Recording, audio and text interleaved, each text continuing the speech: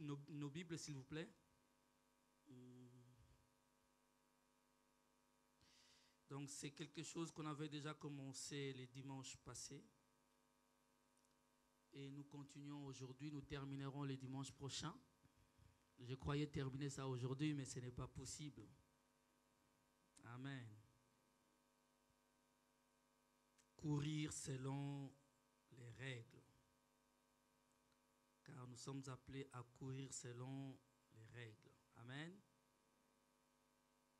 Nous allons lire deux écritures. Nous commençons par 1 Corinthiens chapitre 9 que nous avons lu les dimanches passés. 1 Corinthiens chapitre 9, les dimanches d'avant.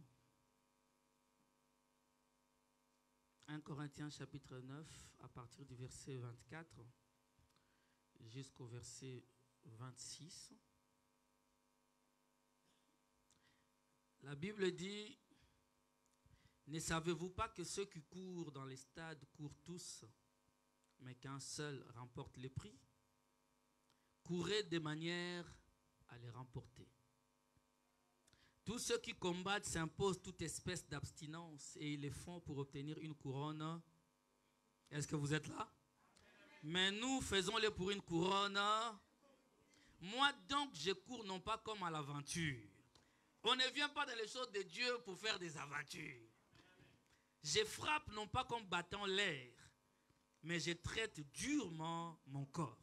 Et je le tiens assujetti, de peur d'être moi-même rejeté après avoir prêché aux autres. Amen. Est-ce que vous êtes là? Il faut nous imposer certaines choses pour pouvoir hériter ces couronnes. Amen. Nous allons lire également aujourd'hui, en tout cas ce qui va nous concerner. C'est dans le livre des 1 Chroniques chapitre 13. Nous allons lire tous les chapitres. 1 Chroniques chapitre 13.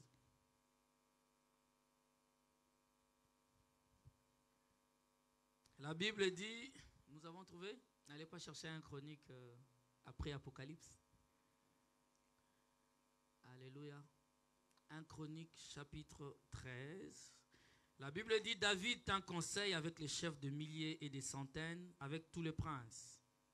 David dit à toute l'assemblée d'Israël: si vous le trouvez bon, et si cela vient de l'Éternel, notre Dieu, envoyons de tous côtés vers nos frères qui restent dans toutes les contrées d'Israël, et aussi vers les sacrificateurs et les Lévites dans le ville où sont leurs banlieues, afin qu'ils se réunissent à nous. Et ramenons auprès de nous l'arche de notre Dieu, car nous ne nous en sommes pas occupés du temps de Saoul. Toute l'assemblée décida de faire ainsi, car la chose parut convenable à tout le peuple. David assembla tout Israël depuis les Chicor d'Égypte jusqu'à l'entrée des Hamath pour faire venir de Kirjat-Jarim l'arche de Dieu. Et David avec tout Israël monta à Baala, à Kirjat-Jarim, qui est à Juda, pour faire monter de là l'arche de Dieu, devant laquelle est invoqué le nom de l'Éternel, qui réside entre les chérubins. Ils mirent sur un char neuf l'arche de Dieu, qu'ils emportèrent de la maison d'Abinadad. Uza et Achio conduisaient les chars. David et tout Israël dansaient devant Dieu de toute leur force, en chantant et en jouant des harpes, de luth, des tambourins, des cymbales et des trompettes. Lorsqu'ils furent arrivés à l'ère des Kidon, Uza étendit la main pour saisir l'arche, parce que le bœuf la faisait pencher. La colère de l'Éternel s'enflamma contre Uza, et l'Éternel les frappa parce qu'il avait étendu la main sur l'arche. Uza mourut là devant Dieu. David fut irrité de ce que l'Éternel avait frappé Uza d'un tel châtiment plutôt, et ce lieu a été appelé jusqu'à ce jour Péret Uza. David eut peur de Dieu en ce jour-là et il dit: comment ferais-je entrer chez moi l'arche de Dieu? David ne retira pas l'arche chez lui dans la cité de David, et il la fit conduire dans la maison d'Obed-Édom de Gath. L'arche de Dieu resta 3 mois dans la maison d'Obed-Édom, dans sa maison. Et l'Éternel bénit la maison d'Obed-Édom et tout ce qui lui appartenait. Disons Amen à la parole de Dieu. Alléluia. Nous pouvons nous asseoir. Courir selon les règles. Amen. J'avais dit à l'introduction de ce message que je ne suis pas de ceux qui cherchent à aller voir les origines de mots, l'étymologie de mots, son interprétation grecque et ainsi de suite, quand bien même ça aide. Mais ça ne reste que de la connaissance. Amen. Alléluia. Et la connaissance ne donne pas vie. La vie réside dans ce qui est caché derrière la connaissance. La vie réside derrière la lettre. Amen. Alléluia. Ce n'est que la lettre, ces choses. Mais nous devons aller chercher ce qui se cache réellement derrière la lettre. Et ce que j'avais dit, qu'une règle, c'est ce qui est imposé ou adopté comme ligne directrice de conduite. C'est une formule qui indique ce qui doit être fait dans un cas bien déterminé. On a vu les synonymes le dimanche d'avant, on a vu qu'il s'agissait de conventions, des doctrines, des dogmes, des habitudes, des préceptes, des principes. Alléluia. Et chaque société a ses principes. Et dans le domaine des choses de Dieu, nous savons que la parole de Dieu, c'est cela la règle pour nous. Amen. Dieu nous impose, nous demande plutôt de courir selon ses règles, selon ses préceptes, selon sa manière de faire les choses. Alléluia. Et nous avons vu que ne pas marcher selon les règles nous disqualifie pour la couronne qui nous attend. Alléluia. Nous disqualifie par rapport à ce qui nous attend. Et dans le livre de Psaume, au chapitre 19, le verset 8, nous avons vu que la Bible dit la loi de l'Éternel est parfaite. Mais la loi de l'Éternel est déjà parfaite. On n'a pas besoin d'aller voir qu'est-ce qui ne va pas. Non, on a besoin de dire Amen à la parole. Et de nous efforcer de marcher, de courir selon la règle. C'est à nous de nous conformer à la parole et non l'inverse. Alléluia. La loi de l'Éternel est parfaite, elle restaure l'âme. Les témoignages de l'Éternel est véritable, il rend sage l'ignorant. Lorsque nous prenons encore dans le livre de Psaume au chapitre 119, du verset 1er, la Bible dit « Heureux ceux qui sont intègres dans leur voie, qui marchent selon la loi de l'Éternel. Heureux ceux qui gardent ses préceptes, qui les cherchent de tout leur cœur, qui ne commettent point d'iniquité et qui marchent dans ce voie. Tu as prescrit tes ordonnances pour qu'on les observe avec soin. » Amen, bien-aimé. Il a prescrit ces ordonnances pour que nous puissions les observer avec soin. Puissent mes actions être bien réglées afin que je garde tes statuts. Nous ne pouvons pas discuter concernant la parole de Dieu. Lorsque tu reçois une révélation par rapport à la parole de Dieu, lorsque tu sais, tu es convaincu que c'est la parole de Dieu, tout ce que tu as à faire, c'est de dire Amen à la parole. Tu n'arrives pas à marcher selon cette parole. Je crois qu'elle est vraie et j'ai pris à ce que Dieu m'aide à marcher par rapport à cette parole. Elles n'ont pas commencé à chercher comme des explications pour s'écarter de la parole. Mais si tu ne cours pas selon les règles, tu es disqualifié. Quelqu'un est avec moi. Tu es disqualifié. Amen. Et c'est la parole de Dieu. Nous voyons ici l'histoire de David. David est monté sur le trône. Et David, ce n'est pas n'importe qui. David, c'est un roi que même le païen connaisse. David, c'est un roi. On parle de lui dans beaucoup d'autres ouvrages, pas simplement dans la Bible. Amen. L'histoire de David est interpellante, toujours par rapport aux règles.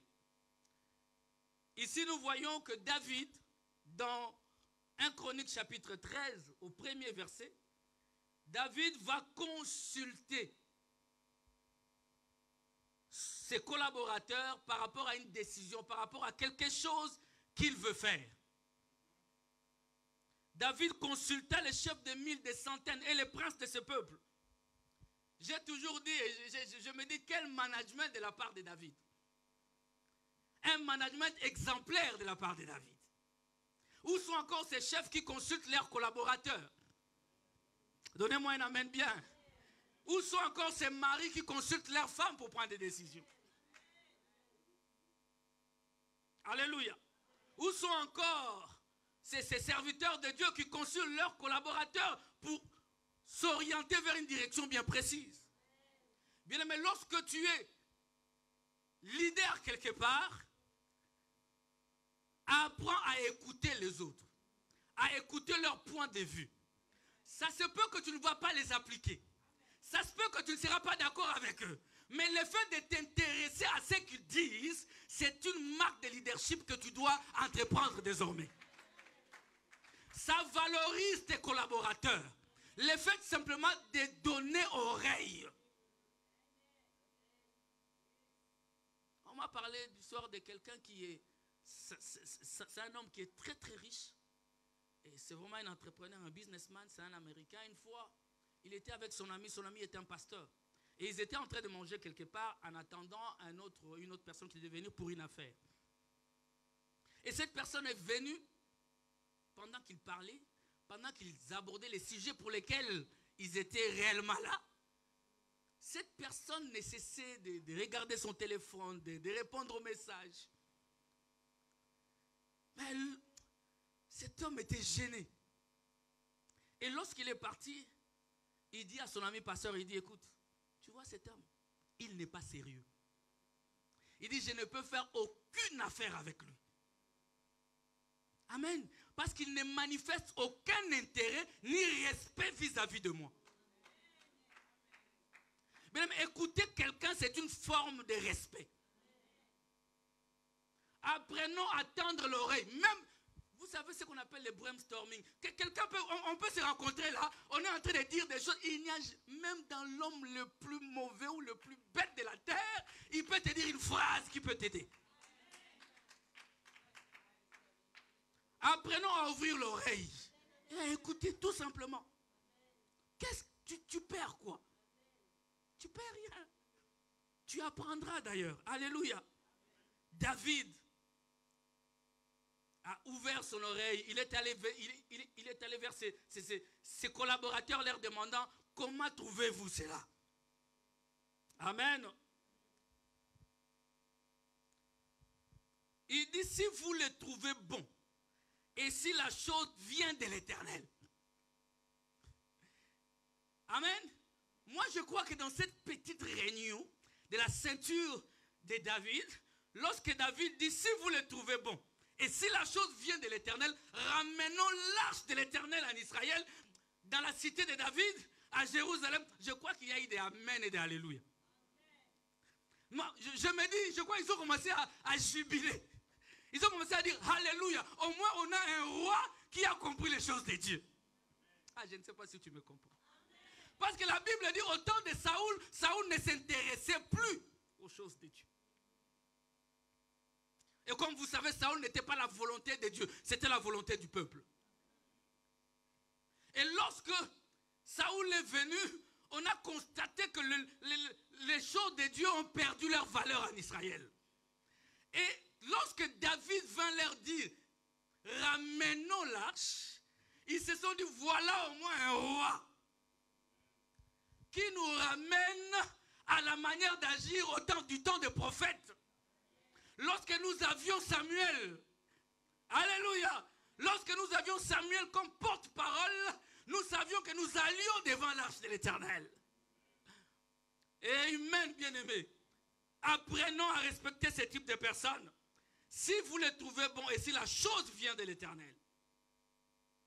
Ils étaient toutes, je crois qu'ils se sont dit, waouh, voilà au moins un roi. Alléluia. Les conseillers de David, ses collaborateurs, se sont dit, David est un véritable roi. Mais vous savez, dans les choses de Dieu, nous devons apprendre à aller au-delà. Amen. Ils ont dit, ramenons l'arche, si vous le trouvez bon. Si la chose vient de l'Éternel. Mais ils ont oublié une troisième question. À mon avis, ils devaient se poser une autre question supplémentaire. Si la chose vient de l'Éternel, ok, mais comment devons-nous ramener l'arche? Parce que l'arche devait être ramenée selon les règles.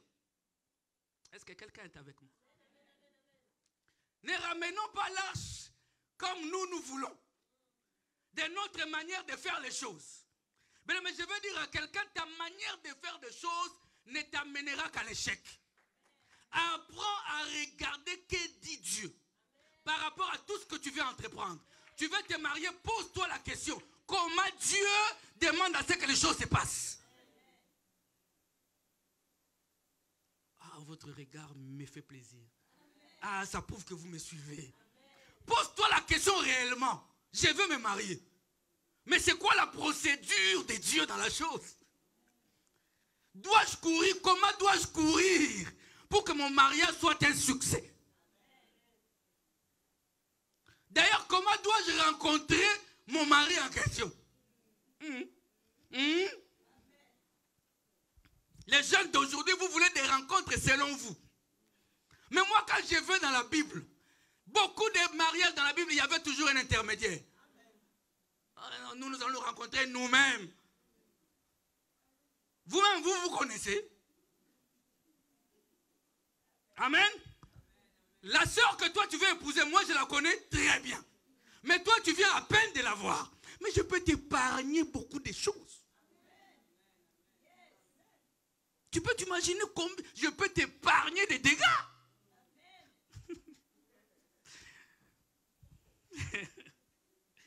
Au lieu qu'après tu viennes nous dire, pasteur, regardez.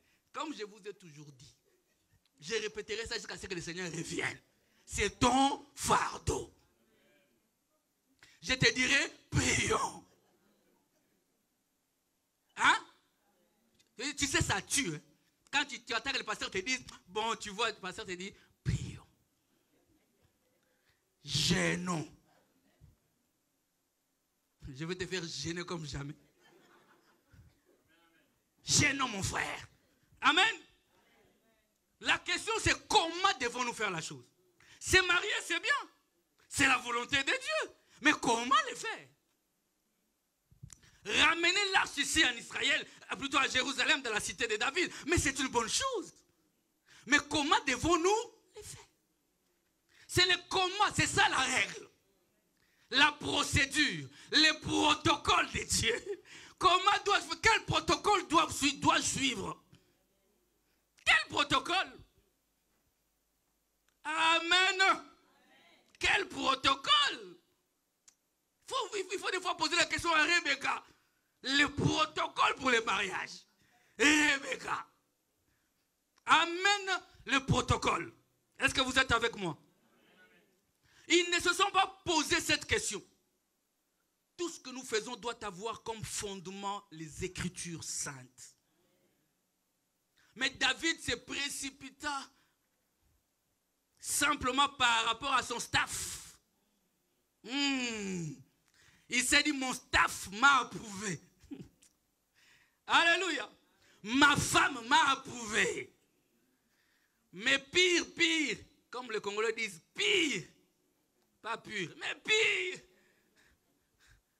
Ton ami pire l'a approuvé. Mais ton ami pire a approuvé l'emballage du frère. Ton ami pire a approuvé les tablettes de chocolat du frère. Ton ami pire a approuvé la beauté extérieure de la sœur. Alléluia. Elle a approuvé les maquillages, les cheveux de la sœur. Mais la sœur ne se reverra pas maquillée. Elle ne se reverra pas avec des cheveux. Comme ça, bien tirés. Non, elle va se réveiller comme si c'est une vraie sauvage. Hey, sauvage, réveille la nuit, on met une sabbat ici. Tu vas faire quoi? Dans son côté naturel. Et tu ne peux supporter ses côtés naturels, peut-être sauvages, pas agréable, sa manière de ronfler, parce que là tu vois, parce que la sœur va commencer à bien rire à la maison. Tu vas voir même la dernière dent que c'est compliqué. Tu vas voir des choses compliquées. Et tu ne pourras supporter ça que si l'intérieur est digne. Si l'intérieur est digne. Parce que l'intérieur t'aidera à supporter les imperfections de l'extérieur. Ah, quelqu'un ne m'a pas compris. Ah, donnez-moi un amen bien. Alléluia. Non, David s'est dit, allons-y. Il a réuni, la Bible dit dans 1 Samuel chapitre 6, on raconte la même histoire, on parle de 30 000 hommes. Alléluia. Quelle effervescence. Quelle gloire, diront-on aujourd'hui. Amen. Alléluia. Et c'était l'ambiance. Les chants, ainsi de suite. Je crois que ces jours-là, tous les chantres connus d'Israël étaient là. Hein? Tous les archibishops étaient là. Avec leurs toges multicolores et des croix démonstratives. Tous ils étaient là. Avec des phylactères comme ça, bien grands. Tous ils étaient là. Tous les notables, les gens connus. Parce que c'était la place où on devait être ces jours-là. Alléluia. Oh, est-ce que je parle à quelqu'un? Mais je vais ouvrir une parenthèse pour voir comment est-ce que l'arche était fabriquée. Prenons Exode chapitre 25. Exode chapitre 25 à partir du verset 9. Là, le Seigneur est en train de donner ce que j'ai dit, en fait des directives, des injonctions même à Moïse, comment construire ces coffrets-là. La Bible dit, au verset 9, Exode 29, vous ferez, 25 plutôt, oui, au verset 9, vous ferez les tabernacles et tous ces ustensiles d'après les modèles que je vais te montrer. Je ne sais pas si vous comprenez, il dit, vous ferez, mais c'est à toi que je vais montrer. Hein? Vous allez faire. Mais c'est à toi que je donne la révélation. C'est à toi que, comme leader, c'est à toi que je donne les directives. C'est à toi de communiquer cela à vous, tous. Est-ce que vous êtes là? Dieu fonctionne toujours comme ça. Dieu fonctionne toujours comme ça. Il y a toujours un qui doit prendre les devants et qui doit diriger les autres. Ils étaient 12, mais c'est toujours Pierre qui était le porte-parole qui parlait. Amen. Alléluia. Vous ferez le tabernacle et tous ces ustensiles d'après les modèles que je vais te montrer. Ils feront une arche de bois d'acacia, sa longueur sera de 2 coudées et demi, sa largeur d'1 coudée et demi et sa hauteur d'1 coudée et demi. Tu la couvriras d'or pur, tu la couvriras en dedans et en dehors et tu y feras une bordure d'or tout autour. Je vais demander au protocole s'il peut nous balancer l'image que je vous avais donnée. Alléluia.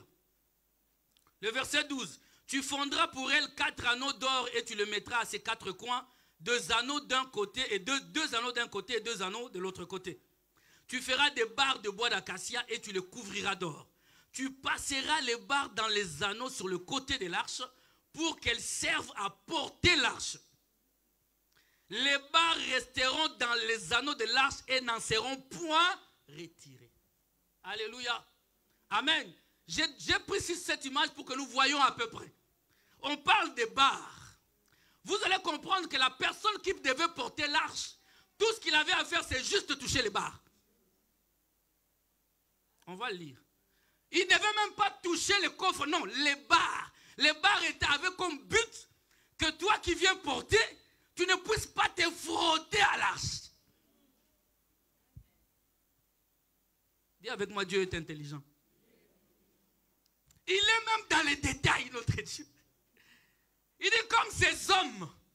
C'est encore le sang de boucs et de taureaux. Qui notent pas les péchés, mais qui ne fait que les couvrir. Ils n'ont pas droit à s'approcher de si près. Ils ne peuvent que porter. Vous êtes là? Que porter l'arche. Donc si nous voyons ici, la première erreur de David, comme j'avais dit, c'est de ne pas aller consulter l'Éternel. De ne pas aller consulter les prophètes de Dieu. De ne pas aller consulter les Écritures saintes. Parce que les prophètes, c'est la bouche de Dieu. Je ne parle pas des prophètes ou marché central d'aujourd'hui. Je parle des prophètes selon la Bible. Digne de ces noms. Aujourd'hui, il y a abus et abus. Parce que j'étais vu. J'ai vu. C'est devenu prophète. Parce qu'il a vu. Hein? J'étais vu. En plus, en tâtonnant. En tâtonnant en plus. Et c'est nous-mêmes qui les amenons sur le terrain. Oh, je vois comme si... Est-ce que dans ta famille, il y a quelqu'un dont les noms commencent par L? Toi aussi, tu dis Luc. Et tu le mets sur le droit chemin. Tu l'aides dans son mensonge. Alléluia. La première erreur de David, c'est de ne pas consulter Dieu. Et le fait de ne pas consulter Dieu a amené David dans une succession d'erreurs. Est-ce que vous êtes là? L'a introduit dans une succession d'erreurs. Et la première ici, c'est de mettre l'arche sur un char neuf. Cela n'a jamais été la parole de Dieu. Est-ce que vous êtes là? Parce que le but des barres, comme j'ai dit qu'on vient de voir, c'était que cela soit porté sur les épaules. Les barres avaient pour but de faciliter le transport de l'arche. Alléluia. Amen. Et c'était une tâche réservée à l'homme. Et non au bœuf. Est-ce que vous êtes avec moi? Parce qu'aujourd'hui, beaucoup de chrétiens, même des hommes de Dieu, on se bat pour moderniser l'évangile. Moi, c'est pourquoi moi j'ai toujours dit, moi je suis un prédicateur à l'ancienne mode. Moi, je ne suis pas d'aujourd'hui là, commencer à vouloir faire les choses. On ne peut pas moderniser l'évangile, frère. Malheureusement, c'est ce que nous aimons. Nous aimons comme si... Non, l'église, c'est l'église. Hey. Il faut qu'il y ait une différence. Comment pouvez-vous imaginer qu'on vient à l'église, on trouve 80% du monde à l'église. Et on a coloré l'église par un peu la parole de Dieu.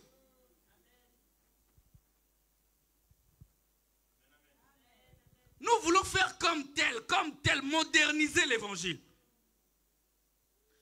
Et beaucoup disent même que l'évangile, le monde évolue. L'évangile aussi doit évoluer. On ne peut pas continuer comme ça. C'était un autre temps. Nous sommes dans un autre temps. Hein? Amen. Laissez-moi te dire que l'évangile a une longueur d'avance sur tout. L'évangile a été fait depuis la création pour aller jusqu'à la fin. Donc l'évangile a tout prévu. Il n'y a pas qu'à un certain moment tu vas prendre l'évangile, commencer à l'adapter à ta situation. Non, c'est à toi à t'adapter à l'évangile. Pourquoi faisons-nous des choses pareilles? Alléluia. La Bible nous dit comment est-ce que les choses doivent se passer. Mais inclinons-nous, adaptons-nous. Ne ramenons pas les standards de l'évangile à notre vie, à nous. C'est à nous de monter vers. Ah, je ne sais pas si vous me suivez, frère. Alléluia. Évitons. Comment voulez-vous que quelque chose de parfait puisse évoluer? La loi de l'Éternel est parfaite. Et toi, tu dis, les temps ont changé. Hey. Ne copions pas les païens, frère. Parce qu'aujourd'hui, nous copions tellement le monde et nous colorons juste un peu. Juste un peu. C'est comme lorsqu'on était en Afrique. Tu fais ton thé avec quelques poussières de nido. Hein? Ouais. Quand on te dit, oui, j'ai pris du lait. Mais toi, au fond de toi, tu sais que ce n'est pas la chose. Et effectivement, tu sais que ce n'est pas la chose. Montons vers l'évangile. Amen. Montons vers l'évangile. Ce n'est pas parce que le monde fait ceci, nous aussi. Mais le monde est là, allez faire dehors. Est-ce que vous êtes là, frère? Ne faisons pas les choses comme tout le monde. Non, non, non, non. Un chrétien, c'est un mis à part. Oh, un chrétien, c'est un mis à part. Il n'est pas comme tout le monde. Non. Ne copions pas les mondes. Je ne comprends même pas pourquoi j'ai dit ça, je vais vous le dire. Lorsque l'arche de l'Éternel a été prise par les Philistins, vous êtes là? Lorsque l'arche de l'Éternel a été prise par les Philistins, qu'ils ont amené ça au temple de Dagon, Dagon qui est le père de Baal. Amen. Dagon, c'est le père de Baal, c'est le dieu de fertilité. Et Dagon, en fait, il avait, comment je vais dire, il était représenté par un corps de poisson surmonté d'un buste humain. Amen. Les diables aiment faire des choses effrayantes. Parce que c'est ça, c'est son arme. C'est la peur. Il aime ça. Et toi, tu rentres dans la peur, c'est fini. C'est la peur, les diables. Il aime faire des choses qu'il faut dire. Ah, les cornes là-bas. Non, non, les diables, il est bien sapé aujourd'hui. Ah, il est bien sapé dans l'église, il prêche. Et si tu ne fais pas attention, tu dis amen à ce que le diable dit. Si tu ne fais pas attention, frère, c'est l'enseignement que nous commencerons le début juillet ici. L'heure est avancée. Alléluia. Faites attention, frère. Et lorsqu'ils l'ont mis, ils ont amené l'arche devant Dagon. Le lendemain, ils ont trouvé Dagon prosternant devant le Seigneur. Est-ce que vous êtes là, frère? J'ai pris au nom de Jésus que tout ce qui te fait peur se prosterne devant toi au nom de Jésus. Oh, j'ai dit à quelqu'un que tout ce qui te fait peur, la peur de ne pas enfanter, la peur de ne pas te marier, la peur de mourir, la peur de tomber malade, que ces choses s'inclinent devant toi au nom du Seigneur Jésus. Alléluia. Ils ont trouvé ça comme ça. Et ils ont été frappés par quelques plaies. Une hémorroïde sévère. Ils pleuraient, ils ont dit, mais comment devons-nous remettre l'arche de l'Éternel en Israël? Est-ce que vous êtes là? Comment devons-nous faire? Alléluia. Vous pouvez lire dans 1 Samuel chapitre 6, le verset 7. Vous pouvez lire tout. La Bible dit ceci, je vais le lire. Lorsque les Philistins sont dit, on doit remettre l'arche. Vous êtes là? Maintenant, faites un char tout neuf. Et prenez 2 vaches qui allaitent et qui n'aient point porté le joug. Attelez les vaches au char. Et ramenez à la maison leurs petits qui sont derrière elles. Donc, les premières personnes à prendre l'arche, à les placer sur un char neuf, ce sont les Philistins. Et David, lui, vient pour ramener l'arche. Il dit, ah, faisons comme les Philistins. Bien, mais l'église ne copie pas le monde. C'est au monde de se conformer, de se dire, allons voir un peu qu'est-ce qu'il y a de meilleur là-bas. Comment est-il possible que nous copions le monde? Nous sommes à l'église, nous nous habillons comme le monde. Nous escroquons comme le monde. Nous faisons tout ce que le monde fait. Des fois je suis choqué. Les réseaux sociaux. Ah, je suis choqué. Tu vas voir les frères devant son ordinateur, dans son studio, faisant son émission, prophète Kingandi. Sa chemise, il a ouvert jusqu'ici. On voit ses poils là-bas. Alléluia, Dieu vous a dit, ah mon frère. Il veut que son apparence soit pleine aussi, quoi. Et il y en a qui sont là, amen, prophète, big, say, come on. Je connais un enfant qui s'appelait Kamoni. Frère, les choses de Dieu sont sacrées. Portées par ceux qui sont prédestinés à les faire. Et le choix de Dieu est incontesté, incontestable. Pourquoi voulons-nous copier le monde? Tu vas voir la sœur avec son décolleté. Il est là, ah, le Seigneur vous aime. Ma sœur, j'ai envie. Faisons les choses selon Dieu. Selon Dieu. C'est pourquoi je vous dis, moi je ne suis pas un prédicateur d'aujourd'hui. Je ne me conformerai jamais Jamais, mes bien-aimés, jamais. Jamais. Je n'apporterai jamais cette légèreté dans les choses de Dieu. Jamais. Jamais. C'est des choses saintes et sacrées, consacrées. Parce que là-bas, ils ont fait, nous aussi. Tu viens prêcher devant avec un t-shirt collant, serré là, on voit tous tes biceps, tu es content. C'est quoi le but? C'est quoi le but? La séduction. Tu ne veux pas qu'on dise que tu as bien prêché d'abord, mais qu'on dise play. Play quoi? Les plaies n'hériteront pas les royaumes. Hey. Bien-aimés, les choses de Dieu sont sacrées. Alléluia. Ils ont mis ça sur un char neuf. Et quand ça rentrait, les versets 7-8 nous disent c'était l'effervescence. Donc on dansait, on chantait, on criait.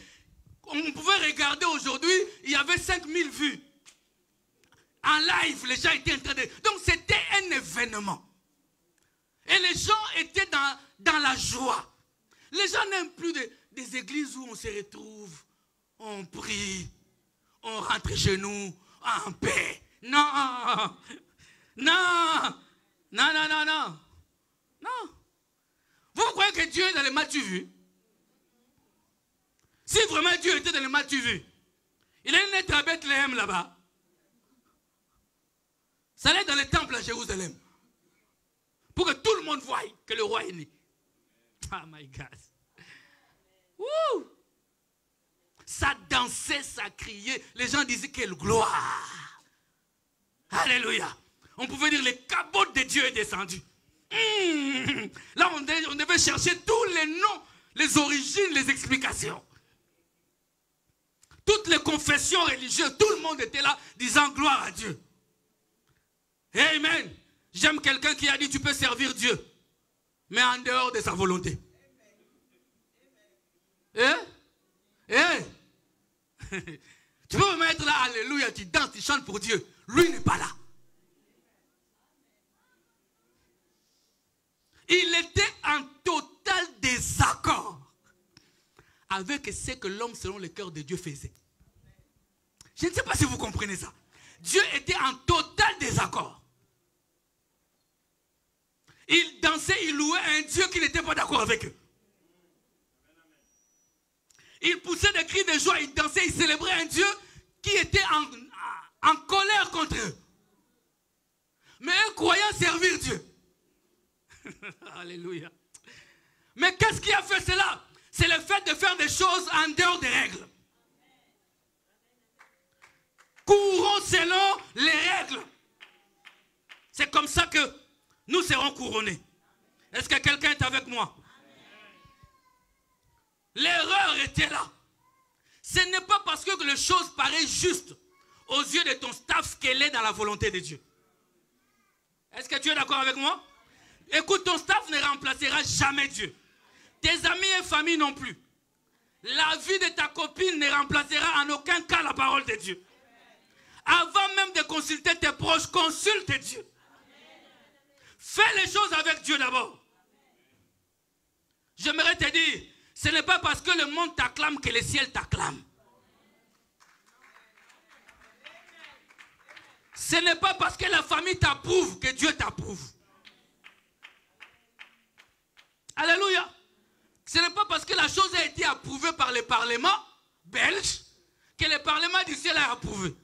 D'ailleurs, au ciel, il n'y a pas de Parlement. C'est un homme qui s'impose, s'impose. La volonté de Dieu que nous disons ici, c'est la volonté d'un homme. Il n'a pas consulté qui que ce soit. C'est la volonté d'un homme. Créateur du ciel et de la terre. C'est sa parole. Indiscutable. Amen. Ah. Le ciel ne t'acclamera que lorsque tu agiras selon les règles. Je suis en train de dire ceci. Réussir en détournant les règles peut être acclamé par les hommes. Mais sache que c'est un échec pour Dieu. Et si Dieu t'aime, il te ramènera à la raison à sa manière. Hein? Hein? Tu peux réussir selon les hommes, ils t'acclament. Tu as beaucoup d'argent, tu as réussi. Tu as de belles maisons, tu as réussi. Tu as de beaux enfants, tu as réussi. Tu as fait quelque chose de bien, les gens disent, oh, en tout cas. Si ce sont des Congolais, ils vont même danser pour toi. Ils vont même chercher des chansons pour toi. Les dons là, je ne sais pas d'où ça vient. J'avais fait peut-être 15 ans que je n'étais pas parti à Kin. Je descends à Kin. Il ne me connaît pas. Je ne le connais pas. Je passe dans la rue, les gars composent un cantique pour moi. Je dis un cantique, un chant pour moi. À l'occasion, derrière. Quelle inspiration. Commence à chanter et tout, à chanter. Oh. Il me demande mon nom pour qu'il mette mon nom dans sa chanson. Et pour finir, pour que je lui donne quelque chose. Nous acclamons même des choses qu'on ne doit pas acclamer. Nous approuvons des choses qu'on ne doit pas approuver. Amen. Parce que réussir en dehors des règles divines, c'est un échec. C'est un échec, frère. Nous devons réussir selon Dieu. Que cette parole de la loi ne s'éloigne point de ta bouche, médite les jours et nuits, afin d'agir conformément à tout ce qui est écrit. C'est alors que tu auras du succès. Le succès, selon Dieu, c'est lorsque tu passes par les règles. Amen. Alléluia. Pourquoi Uza est mort? Amen. En fait, les bœufs ne pouvaient pas maintenir l'équilibre. Ils tirent les chars. Et l'arche s'est penchée. Uza de bon cœur. Amen. De bon cœur, mon frère. Il s'est dit, je vais attraper pour que l'arche de l'Éternel ne tombe pas. Alléluia. Amen. Amen. Ne soutiens jamais quelqu'un qui est dans l'erreur. Ramène-les à la raison. Même s'il te donne des millions. Même si c'est lui qui paye ton loyer. S'il est en erreur, ne le soutiens pas. Alléluia. Amen. Oh, moi, toi tu es mon pire jusqu'à en nous corrigeant. En nous aiguisant les uns les autres. Non pas que tu es dans l'erreur, je t'appuie dans ton erreur. Alléluia. Est-ce que vous êtes là? Non. Il a voulu appuyer, on a dit non. Le Seigneur l'a frappé. Uza est mort là. À Kidon. Est-ce que tu es là? Kidon veut dire javelot. Ah, il y a des choses à dire. Uza est mort là. Il a été frappé. En fait, beaucoup de gens croient que Uza n'était pas lévite. Non, Uza était un fils de Lévi. Amen. Uza était fils de Lévi. Lorsque nous lisons dans Nombre, chapitre 4, je vais m'arrêter bientôt, on va continuer le dimanche prochain. Nombre, chapitre 4, le verset 2. Il y a quelqu'un qui a dit ton bientôt là. Soutiens-moi. Nombre, chapitre 4, à partir du verset 2. On dit contre les fils de Kehat. Vous êtes là? Parmi les enfants de Lévi, selon leur famille, selon les maisons de leur père. Depuis l'âge de 30 ans et au-dessus jusqu'à l'âge de 50 ans. Tous ceux qui sont propres à exercer quelques fonctions de la tente d'assignation. On parle des fils de Kehat. Voici les fonctions des fils de Kehat dans la tente d'assignation. Elles concernent les lieux très saints. Allons au verset 15. Au verset 15, la Bible dit, après qu'Aaron et ses fils auront achevé de couvrir le sanctuaire et tous les ustensiles du sanctuaire, les fils de Kehat, les Kéhatites viendront au départ du camp pour le porter. mais ils ne toucheront point les choses saintes. Vous êtes là? De peur qu'ils ne meurent. Telles sont les fonctions des porteurs imposées aux fils de Kehat dans l'attente d'assignation. C'est les fils de Kehat. Et Kehat, amen, c'est un enfant aussi de Lévi. Mais Uza était fils de Merari. Merari qui est aussi fils de Lévi. Est-ce que vous êtes là? Donc, malgré qu'il était fils de Lévi, mais il n'était pas Kéhatite. Porter l'arche était réservé aux Kéhatites. Est-ce que c'est clair? Il ne pouvait pas toucher. Non, nous sommes tous, non, pas toi. Est-ce que c'est clair? On a tous la bouche pour parler, on a tous les... Non, c'est réservé aux Kéhatites. Vous avez tous le même père, mais les fonctions diffèrent. Donc David et son entourage n'ont pas consulté les Écritures. Voilà pourquoi Uza est mort. Vous pouvez lire ça dans 1 Chronique chapitre 6, le verset 29. Amen. Merari était le troisième fils de Lévi. Vous pouvez lire ça dans Exode chapitre 6 à partir du verset 16. Amen. Donc Dieu reste Dieu dans ce qu'il dit. Ce qu'il te demande de faire, fais-le. Alléluia. Les bœufs ne pouvaient pas maintenir l'équilibre. Lorsque ça s'est penché, il s'est dit, je vais aller faire quelque chose. Et le Seigneur l'a frappé de manière instantanée. Parce que c'est Dieu qui choisit qui est digne. Qui est digne d'être sacrificateur. C'est Dieu qui choisit. Oh, donnez-moi un amen, frère. C'est lui qui appelle et personne ne conteste. Alléluia. Alléluia. Et tu es appelé à être pasteur. Et tu es appelé à être pasteur. Et tu es appelé à être évêque. Et tu es appelé à être, je ne sais, Éphésiens 4. Bien aimé, si tu es appelé à être Éphésiens 4, mais regarde la parole de Dieu dit quoi pour être Éphésiens 4? La règle. Ce n'est pas moi, frère. Non, ce n'est pas moi. Il y a certains yeux qui me regardent, pasteur, là tu vas trop fort. Non, mais ce n'est pas moi. La Bible dit que pour être Éphésiens 4, voilà. L'évêque doit être mari d'une femme. Seule femme. J'aime mon église. Mari d'une seule femme. Non pas bio. Mari d'une seule. Mais toi, tu en as déjà plusieurs. Tu es disqualifié. On n'a pas à venir chercher. Oh non, tu vois, ma situation est... Il n'y a pas ça. Dieu a dit mari d'une seule femme. Pourquoi vous cherchez des problèmes? Dieu dit que pour être diacre, n'est-ce pas? Mari d'une seule femme, un bon témoignage et toutes ces choses. Mais ce n'est pas... Mais les règles sont là. Les règles sont là. Nous nous compliquons pour rien alors que les règles sont là. Mais nous ne regardons pas les règles. Je vais t'annoncer une chose.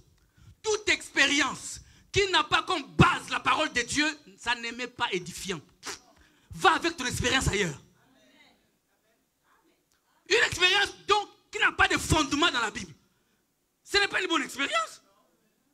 Ne viens pas me dire, oh non, la Bible dit, mais moi... Mais toi, moi, je reste dans la Bible. Toi. Oh, frère. Tu veux que toi, je vais mourir avec toi. Moi, je tends la main. Je vais te sortir de l'eau. Mais si tu ne veux pas, toi, tu commences à me tirer. Je veux te lâcher, frère. Je n'ai pas commis un péché. Je veux te lâcher bien. Et je continue simplement à prier pour toi. Parce que je t'aime. Parce que je veux que tu sois là comme moi. Amen. Et tu es appelé à être évêque. Et tu es appelé à être diacre. Et tu es appelé à être... Regarde la parole de Dieu. La parole de Dieu dit que l'Éternel s'enflamma contre Isa. Et il fut frappé et mourit de façon instantanée. Ne pas courir selon les règles peut t'entraîner la mort. la mort physique de Uza. Et aujourd'hui, ça peut t'entraîner la mort spirituelle. Il y en a qui sont morts aujourd'hui. En train de continuer à dire Alléluia. Est-ce que tu es là? Ça peut engendrer des conséquences spirituelles énormes. Et écoutez, s'associer avec ceux qui ne courent pas selon les règles ralentit notre marche. Hein? Ça ralentit notre marche. Ça retarde l'accomplissement des promesses de Dieu dans nos vies. Vous connaissez l'histoire de Akan, n'est-ce pas? Josué lui respectait les règles. Mais Akan n'a pas respecté les règles et la mort est rentrée dans les camps. Pourquoi? Parce qu'un associé n'a pas respecté les règles. Tu dois savoir qui est qui autour de toi. Ne fais pas alliance avec n'importe qui. Est-ce que quelqu'un m'a entendu? Yes. Ça va ralentir ta marche. S'écarter des règles de Dieu peut avoir des conséquences sur ta vie et même sur ta progéniture. Une disqualification même pour tes enfants. Donnez-moi un amen bien. Vous savez, Saoul, on lui dit va en guerre. Je termine par là. Va en guerre et tu dois vouer à l'interdit tout ce que tu vas trouver là-bas. Amen. Comme Saoul lui-même dira au prophète Nathan, il dit à Samuel plutôt, il dit, mais ce sont les autres qui m'ont dit.